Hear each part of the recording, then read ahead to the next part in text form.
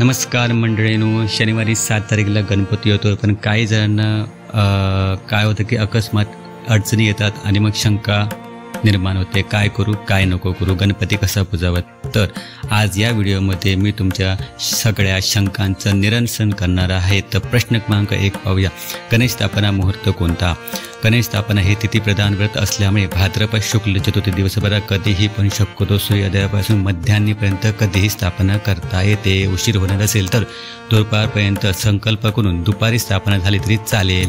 त्यासाठी विशिष्ट असं अमृत लाभ किंवा भद्रा वगैरे पाहण्याची काही गरज नाही. प्रश्न क्रमांक 2, घरातील महिला गर्भवती असल्यामुळे मूर्ती विसर्जन करावे की नाही? त्याला काही शास्त्रीय आधार नाही. तुम्ही गणपती ठेवू शकता. प्रश्न क्रमांक 3, सोयर व सुतक आल्यास गणपतीनंतर बसवला तर चालेल का? पार्थिव गणपती पूजन हे व्रत आहे, कुलाचार नाही. त्याचा एखाद्या वर्षी लोप झाला तरी चालतो, पुढील वर्षी बसवता येतो. पार्थिव गणेश स्थापना करण्याचा भाद्रपद शुक्ल चतुर्थी हा एकच दिवस असल्याने त्या दिवशी जमले नाही किंवा चतुर्थीपूर्वी असोच संपले नसेल तर त्या वर्षी गणपती बसू नये. तेथे स्थापना दिवस महत्त्वाचा असल्यामुळे पुढे कोणत्याही दिवशी स्थापना करता येणार नाही, हे लक्षात ठेवा. प्रश्न क्रमांक 4, आता असोच शक्य नसल्यामुळे अश्विन नवरात्रात गणपती बसवता चालेल का? तर नाही. गणपती किंवा गौरी हे फक्त भाद्रपदात बसवायला पाहिजे. प्रश्न क्रमांक 5, बरेच जणांना वयोमान प्रकृती अस्वस्थ असल्यामुळे 10 दिवस गणपती पूजन शक्य होत नाही, तर 5 दिवसात गणपती विसर्जन केले तर चालेल का? तुम्ही 1.5 दिवसांनी, 5 दिवसांनी, 7 दिवसांनी, 9 दिवसांनी विसर्जन करू शकता. गणेश स्थापना झाल्यावर असोच आले तर लगेच दुसऱ्या व्यक्तीकडून गणेश विसर्जन करून घ्यावे. असोच आल्यावर घरात पार्थिव गणपती ठेवू नये. प्रश्न क्रमांक 6, मागील वर्षी आम्ही बसवलेली गणेश मूर्ती भंगली होती, मग आम्ही नवीन आणून बसवली ते योग्य आहे का? तर त्याचं उत्तर असं आहे, गणेश स्थापनेनंतर मूर्ती भंगली तर लगेच विसर्जन करावी.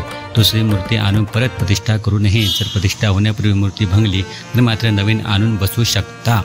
प्रश्न क्रमांक 7, आमचे वडील स्वर्गवासी झाले पण सध्या 1.25 महिना झाला नाही, तर गणपती बसवावा का? त्याचं उत्तर आहे, 14 दिवस झाल्यावर उदक शांती झाल्यावर सर्व व्रते देवकार्य करता येते. फक्त आरास न करता साध्या पद्धतीने गणेश स्थापना करावी. प्रश्न क्रमांक 8, आम्ही दरवर्षी गावाकडे मोठ्या भावाकडे गौरी गणपती सण साजरा करतो, पण यंदा जाणे शक्य नाही. आम्ही वेगळ्या गणपती बसवू शकतो का? तर त्याचं उत्तर आहे हो. जे भाऊ वेगवेगळे वास्तव्यास आहेत, त्यांची चूल वेगळी आहे, त्या सगळेजण गणपती पूजू शकतात. प्रश्न क्रमांक 9, पार्थिव गणेश मूर्तीचा आकार किती असावा? त्याचं उत्तर आहे, घरी मातीची मूर्ती स्वतः तयार करून त्याची प्रतिष्ठा व पूजन करावी व मूर्ती वाहत्या पाण्यात जलाशयात विसर्जन करावी असा विधी आहे. त्यामुळे त्याबद्दलचे विशिष्ट असे नियम नाही आहेत.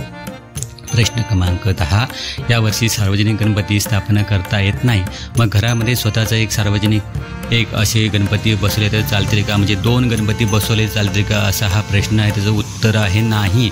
गणेश स्थापना हे एक व्रत आहे, त्याला सार्वजनिक स्वरूप लोकमान्य टिळकांनी दिले. त्यावेळी स्वातंत्र्य लढ्याची पार्श्वभूमी होती, त्यामुळे घरात फक्त वैयक्तिक व्रताचा गणपती बसवावा. 2 गणेश स्थापना एकाच घरात करू नये. प्रश्न क्रमांक 11, ज्या घरात कुटुंबात चैत्रशुद्ध प्रतिपदा अथवा गुढीपाडव्यानंतर पण गणेश चतुर्थीपूर्वी मृत्यू झाला असेल त्यांनी गौरी गणपती बसवू नयेत असा नियम आहे का? तर त्याचं उत्तर आहे, पार्थिव गणेश स्थापना हे एक व्रत आहे. आई वडील गेल्यावर मंगल कार्यासाठी जरी वर्षभर असोच असले तरीही कोणतेही व्रत उपासना करण्यास काहीच हरकत नाही, फक्त रोषणाई समारंभ नको. प्रश्न क्रमांक 12, गौरी गणपती सुतकांच्या कालावधी असल्यास सुतक संपल्यानंतर लगेच येणाऱ्या चतुर्थीला गौरी गणपतीची प्राण प्रतिष्ठा, पूजा वर्चा वगैरे नैवेद्य वगैरे दाखवून त्याच दिवशी विसर्जन करून टाकावे का? त्याचं उत्तर असं आहे, पार्थिव गणेश स्थापना हे व्रत आहे, त्यामध्ये विशिष्ट दिवशीच म्हणजे गणेश चतुर्थीला स्थापना करावी लागते. पण उत्साहपणा दिवस कुणाच्या प्रमाणे वेगवेगळा असू शकतो. कुणाकडे 1 दिवस, कुणाकडे 5 दिवस, तर काही ठिकाणी 10 दिवस गणपती असतात. त्यामुळे स्थापनेच्या दिवशी असोच असल्यास त्या वर्षी व्रताचा लोप करावा व पुढील वर्षी हे व्रत चालू ठेवावे. प्रश्न क्रमांक 13, गौरी गणपती बसवल्यावर नंतर घरात मृत्यू घडल्यास मृत्यू व्यक्तीच्या अंत्यसंस्काराच्या आधी गौरी गणपतीचे विसर्जन करून टाकावे का? तर उत्तर आहे हो. घरामध्ये व्यक्ती मृत्यू झाली की लगेच दुसऱ्या कुटुंबातील कुणाकडूनही गणेश विसर्जन करून घ्यावे. गौरी पण कुणाकडून उत्थापना करून घ्यावी. प्रश्न क्रमांक 14, विसर्जनाच्या दिवशी शनिवार आला, शनिवारी विसर्जन करू नये असं दुसऱ्या दिवशी करायचे. काही जण म्हणतात ते खरं आहे का ते खोटं आहे, तुम्ही विसर्जन करू शकता. प्रश्न क्रमांक 15, गौरी गणपती बसवल्यानंतर जर घरात स्त्री बाळंतीण झाली तर काय करावे? गणेश स्थापनेनंतर घरात सोयर आले तर दुसऱ्या कुटुंबातील कुणाकडूनही पूजा, आरती व नैवेद्य दाखवावा, विसर्जन करावे. प्रश्न क्रमांक 16, मूर्ती विसर्जनासाठी नेताना घराबाहेर रस्त्यात भंग पावली तर काय करावे? त्याचं उत्तर आहे, स्थापना केलेली मूर्तीची उत्तर पूजा झाल्यावर भंगली तरी दोष लागत नाहीत, मूर्ती विसर्जन करावी पाण्यामध्ये. प्रश्न क्रमांक 17, 4 भाऊ 4 वेगवेगळ्या गावी राहतात तर 4ही भाऊ आपापल्या घरी स्वतंत्रपणे गौरी गणपती बसवू शकतात का? गौरी गणपती अथवा इतर कुळाचार हे आपल्या मूळ गावी मूळ घरातच साजरे केले पाहिजे असा नियम आहे का?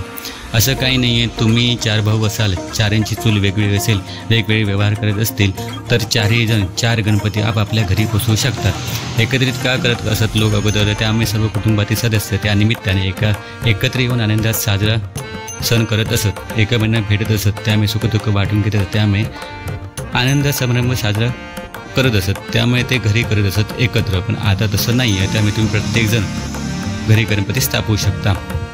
प्रश्न क्रमांक 18, बरेच जण घरी बकेटमध्ये हौदात गणेश विसर्जन करतात, काही जण फुलझाडात कुंडीत ठेवतात, हे शास्त्रदृष्ट्या योग्य आहे का?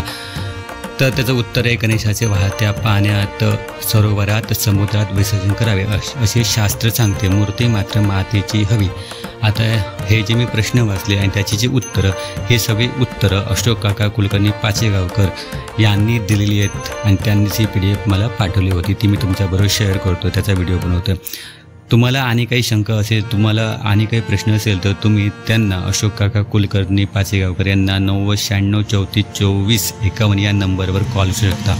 तुम्हाला ही PDF हवी असेल तर मला 94 22 92 47 91 या नंबरवर श्री गणेश स्थापना शंका असा मॅसेज व्हॉट्सअप करा, मी तुम्हाला ही PDF पाठवून देईल.